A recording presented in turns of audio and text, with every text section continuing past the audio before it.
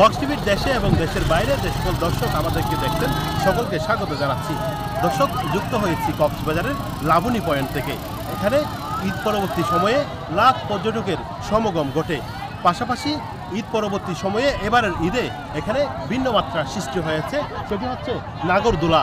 এই নাগরদোলায় এখানে সব বয়সী মানুষে এখানে ঘুরে নিজেদের আনন্দ ভাগাভাগি করছে। পাশাপাশি তারা ঘুরছে এবং সাগর বাড়িয়াড়িতে ঘুরে ঘুরে তাদের নানা আনন্দ উপভোগ করছেন বিভিন্ন পর্যটকরা।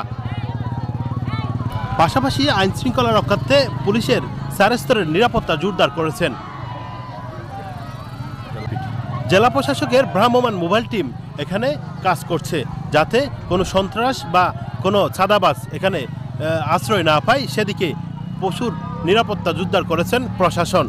পাশাপাশি কক্সবাজার টেকনাফ মেরিন ড্রাইভ সড়কে পর্যটকরা ঘুরে তাদের ঈদ আনন্দ বাঁকাবাকি করছে। পৃথিবীর দীর্ঘতম সমুদ্র সৈকত থেকে শফিউল শাহিন, কক্স টিভি।